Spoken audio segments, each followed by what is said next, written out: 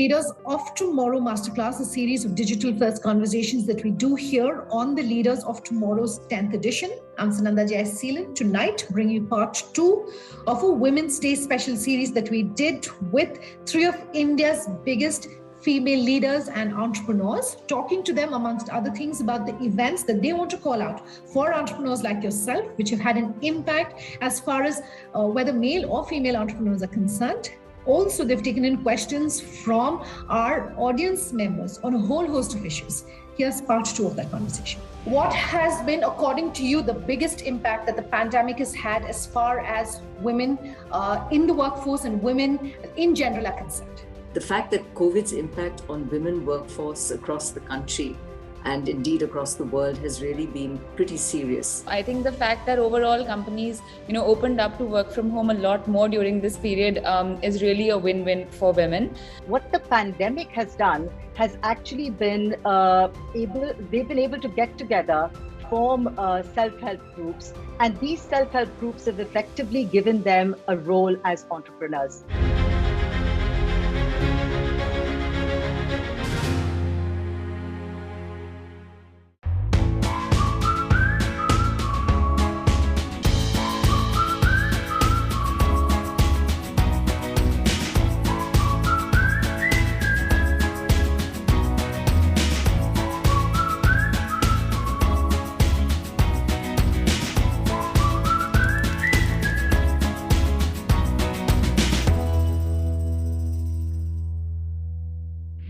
Quickly taking another question. This is coming to us from Vithal. He says he's managing director of Baroda Electric Meters Limited.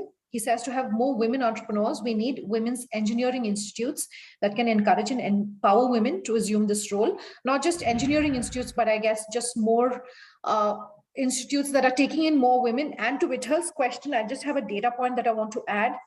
As of 2020, data that I've looked at shows that while India has the highest number of female STEM graduates compared even to developed markets like Canada and the US at 43%, the number of women who are in STEM specific roles is just about 14%. So there's a huge leak which is happening, if I can call it that. To all 3 of you, how can this perhaps be fixed? What would you like to tell Vithal? I don't think we need more colleges. I think we need more women wanting to take on the STEM subjects. And that is clearly very evident in terms of the number of women that apply for competitive exams, or the number of women that apply to these large engineering institutes for placement. So I don't think it has to do with more colleges. It has to do with women and why they believe that STEM is something that is not a role that they would want to take forward in the future. It's easier to do something from home. I'm going to get married. I'm going to have children. It's going to be easier if I can do a retail job from my home. So that is the thinking that women normally have. And that's also, unfortunately, the thinking that a lot of families, as we just heard say, that's what families actually do with their daughters. So we've got to stop that. We've got to actually encourage women to understand that STEM is something that is that they're actually very much they've got the mindset to be able to do. Because when you look at the results, and this was something that I was just looking at a couple of years ago, when you look at the results that come out even at a school leaving level, so standard 11, standard 12, you'll find that a lot of girls actually top these charts as far as the STEM subjects are concerned. So I think women really need to be encouraged, and the encouragement has to come from families, from the ecosystem. We've got to make it far more enabling for them to see that these are the roles that they should be able to espouse in the future. There's a question that's coming to us from Manan Khurana, Associate Director at KPMG. There's a question saying, what has been the most difficult thing about building a personal brand as a female professional? I would assume this is coming to us from a woman. Apologies, Manan. Open to all 3 of you. Naina, do you want to take this first, perhaps, and then to the rest of you? Let's have Swati come in on this. Go ahead, Swati. The hardest thing is the fear of being judged. Because very often people think that, like as an entrepreneur, sometimes people tell me, you don't look tired enough to be an entrepreneur. So what does that mean? Like, am I always supposed to show up in track pants with my hair all over the place just because I'm an entrepreneur and I have to prove to you that I'm working 24/7? That's how much I'm working. It's not important. In fact, now, I had an Instagram live the other day with Vani Kola, right, who's the MD of Kalari. And she said, I want to talk to you about power dressing. And we spoke a lot about power dressing, how it's important. And I think, as you build your personal brand, one has to also develop a little bit of a thick skin, because if I want to do what I feel is right, and sometimes certain things are right for me and my business both, and that's why I want to do it. But yes, of course, it may not be right for someone else. So I think this works for male and females both. And I just also wanted to quickly add on the previous point around funding. As a woman entrepreneur, I cannot say honestly that I have ever felt a prejudice from investors because I'm a woman. I feel that the business that we are doing, if it is exciting enough that one can see a significant amount of scale in it, if the investor can see that this is a business that will make money and it is addressing a large enough problem, it can become a large enough business, then I think there's no reason for them to say no. Ultimately, they're also an investor who's in it for financial gains. Sure. But unfortunately, a lot of times, the businesses that we get into are not ones that somebody can say will become a $5 or $10 billion business. And right now there's a lot of cash coming in, but investors want to put in money where they think very big businesses can be built. So part of why some of the funding numbers are lower, similar to the next question we had after that, part of why some of the entrepreneur numbers are lower is also to do with the kind of businesses we're doing. Naina, you were talking, about owning the narrative in that sense. So there are a few questions coming in. I just want to read it out. If you feel that perhaps you don't have anything that you want to add to what you've already said, we can move on. This question is coming to us from Anushka. She says, ma'am, even if you've reached the top, men still feel that working under you will reduce their self-esteem. We've got another question coming to us from Jyoti, who says, how do you deal with the male ego in the workplace? I just want to also come back to the point on, male egos was one. Yeah, I was just going to say that. So I really don't know if that's a fair one. There are egos, men and women, all of us have egos, and we don't pander to them in the workplace. But what you do is you treat each person with respect. You treat each person fairly. And if the individual believes that their contribution is being properly recognized, that they are growing in the organization, that you're dealing with them fairly, I think whether man or woman under you, it pretty much works out the same way. Do men expect different treatment? They shouldn't. And I'm very clear that the organization has to be fair, but by the same token, you don't favor women. You make sure that women get their fair share of everything. You create an environment where they're treated fairly. So I think it is about the eco-environment we create, treating all human beings with respect and enabling each to rise to their full potential. And that's the ideal organization we should seek to join. Just want to add one point here. Going back to what you said earlier about choosing the right organization to join. It's not just your CV that will benefit, you will benefit. Because the one thing that you can very easily find out about is the ecosystem or the environment in an organization before you take your decision to join them. It's really important that you choose the organization you work for very, very carefully. Which brings me to my second poll question. Natasha was talking about gender diversity. And our second question for all of you who've logged in, should gender diversity be treated as a business issue? Yes or no? I want to come back to something that Naina was saying, and perhaps Swati, I know you were trying to make a point. So maybe, you could take forward your point, but also respond to this question, which is coming to us from our audience member, Seema. She says she's a principal at Universal High School in Aurangabad, says, is risk-taking okay? What would you like to say from a woman's perspective, of course? And Naina was talking about the risk that Natasha took. That clearly paid off. But in general, would you say risk-taking is okay? I think it really depends on what you are as a person, because everybody has different risk appetite. But I think for male and for females alike, every risk has to be fully thought through. And I would normally do a cost benefit analysis of sorts, either on paper or in my mind, and then accordingly do it. But I think taking some risk is not bad. I mean, when I left Goldman Sachs in London, I had a very high paying job. I was about to get promoted, and I took the risk of leaving that and starting my business all over, raising money, moving to India. Every step has been a risk in that sense. Every new expansion we've done over the last 3 years has been a risk, because we go to the board and say, we will do this year, but what if we don't end up doing it, right? So I think, yeah, no risk, no gain also to some extent, but some people are definitely more risky than others. But I think a little bit of risk taking definitely leads to more growth. I have to take a quick break at this point. We're back in just a moment.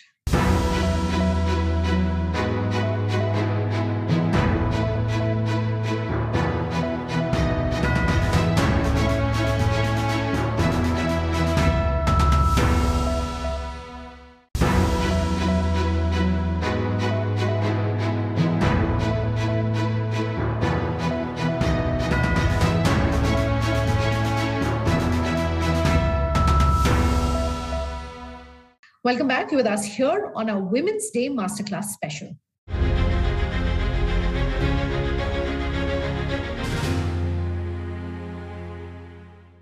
There are a lot of questions coming, so I just very quickly, in the interest of time, also want to take in something that I know is not strictly related to today's masterclass, but I feel that we must address. And Natasha, this question is primarily to you, but Naina, Swati, please feel free to join in with your inputs as well.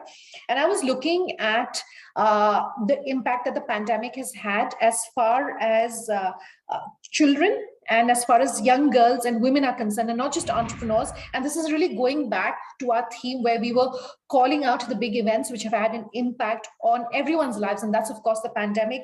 The research done in 4 states has showed that nearly 68% of adolescent girls saying that they had trouble accessing healthcare during the pandemic. 67% saying they do not get the chance to attend online classes, 56% saying they do not have access to outdoor activities during the 2 years of the pandemic, 48% girls saying they saw an increase in household chores. And just going back to the access healthcare, something as basic as sanitary napkins, that was also difficult really coming by to a lot of the women and a lot of the girls who had been surveyed. And my question really is, all reports indicating we could perhaps see a 4th wave as early as May or June, peaking in August. That's going to continue having an impact on girls and going to continue having an impact on women. And as we're ending today's masterclass, my question really is, how do you perhaps prepare? What can be done to, in some sense, perhaps mitigate the worst that we're seeing for women in the workplace and girls? Just to take the role of women during the pandemic, with regards to their own health. Okay, and this is both on the urban as well as on the rural side. Yes, women suffered. Women of all ages suffered, primarily because healthcare was something that came secondary for women, given the fact that they were never considered the primary citizens in a family, right? So they had to help their mothers, ensure that the household worked, with the food, the cleanliness, and everything else. So girls, women, children, everybody suffered. A lot was done during the pandemic and post the pandemic. A lot was done through various schemes that the government put out, but it didn't reach the girls. And we've seen this in lots of examples, in projects that have been put down by NGOs in various, states, be they rural or urban, that the last mile connectivity, as far as women are concerned, has always been very, very weak. And that is something that we definitely need to strengthen as far as their health is concerned. So this is not about economic benefit. This is really to do with their health. Just very recently, I was visiting some villages in UP. And, there we were given to understand before we went that these are ODF plus villages. ODF plus is open defecation free villages. And essentially, when we went down there, the story was very different. Yes, they were ODF plus in terms of there being a toilet within the confines of the home itself, but who got to use it? women were still going out into the fields for defecation. There was still a very large component of them that were suffering diseases. And the whole issue of sanitary napkins. Now, that's a very, very interesting one. So, you see these movies, Padman and Toilet Prem Katha. These are great movies. They've actually raised the awareness, but they don't deal with the actual problem on the ground. How does a woman living in a small village actually get a sanitary napkin that she can use, which does not leak, which is affordable for her, and which she can consistently get in the local shop in her village? These are the issues that they are still dealing with. Sure. Very quickly for Naina and Swati, as we are coming to the end of today's masterclass, just some more data that I would love for all of you to comment on. Widely available research showing that women were more likely to report employment loss from March 2020 to September 2021, 26% increase. I know we've sort of briefly touched upon this, but I just very quickly will run through this data. Women foregoing work to care for others has increased as well from about 1.8% to 2.4% between 2020 to 21. 1.2% jump as far as girls dropping out of schools for reasons other than schools being closed. Women reporting an increase as far as gender-based violence is concerned during the pandemic. Also globally, a 25% increase in the number of people who are showing an increase in mental health issues, of which women are right at the top of the list. I was just talking about perhaps a fourth wave coming in as we are ending today's masterclass. Just if you could talk about your advice for women, this is a very scary scenario that we're in, but what would you like to give our women entrepreneurs as we are ending today's masterclass? So I think it's not just women entrepreneurs, right? Yeah. What the statistics that you talk about have impacted women basically arising out of the pressures unevenly placed on them by virtue of being home and having to be the caregivers in the family, whether kids or husbands, home, parents, whatever. And the second element, which would have led to some of the statistics, is people were sick at home. People were in hospitals. What does a family do when it's trying to cope with illness, health, and compounded by all the other issues we've just mentioned, with kids not being in school and all those pressures as well? And women have undoubtedly borne the brunt of this. So recognition of this and social understanding and accepting that families have to pitch in better. I hope that the lockdowns don't lead, as indeed they did, when those that were used to domestic help, that didn't come in to the home in an urban environment. So now again, the pressures of doing all of that fell to the woman, whereas it should have fallen to the family.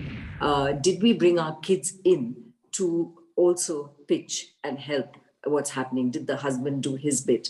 So I think the more we talk about this, communicate this, help women understand that this is just not fair. And they have to have that quiet negotiation at home to make sure everybody pulls their weight, is the only way that this is going to be tackled, because everything else leads off that. If there are mental health issues, it's because of the burden or the expectation that she has to give up her work in order to do all this. So all of that just compounds her state in a COVID world. This perhaps this is the last question we can take in, keeping time in mind. Mitali Agarwal, she says she's a manager at the India Sanitation Coalition program. Her question is, do you think there is disparity in remuneration between men and women?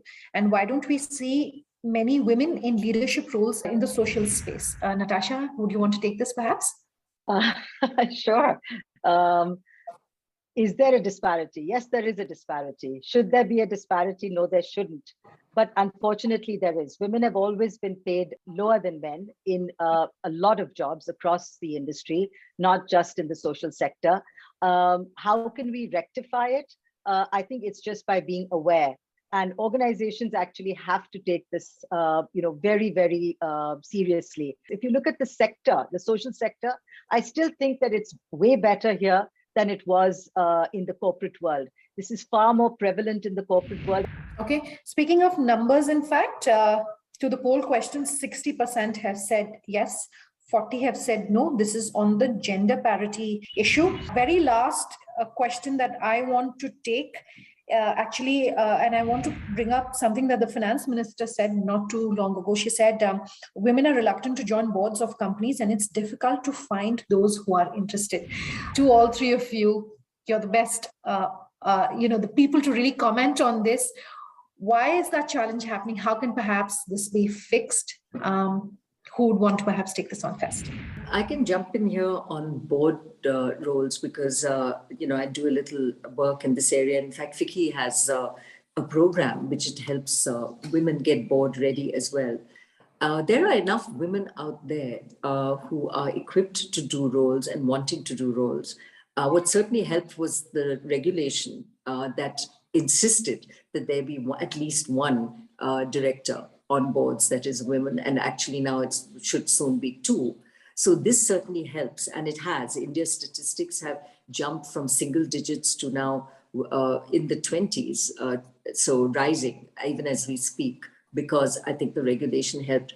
But the issue still remains that when it comes to hire a woman, everybody wants the same. The woman should be a CEO, have been a CEO, she should have run a business, etc. But what indeed happens is many of the women who are ready to take on those board roles would not have been CEOs because there are only that many women CEOs thus far. But they would have run significant businesses. And we need to give that enough weightage to enable them to step up and do the role at the board. Ms. Kidwai, so the leaders of tomorrow team primarily, and you can see a lot of them on your screen as we speak, is female. It just so happens we're all female and we're a proud female team. If you had perhaps one piece of advice that you've received in your professional career that has made a huge difference to you, I want to kick this off with you. Very briefly, what would you like to tell us? Well, just keep powering on. There's nothing that can get in your way if you desire it. So we all fail, pick yourself up and try again. I would just say that always take your seat at the table.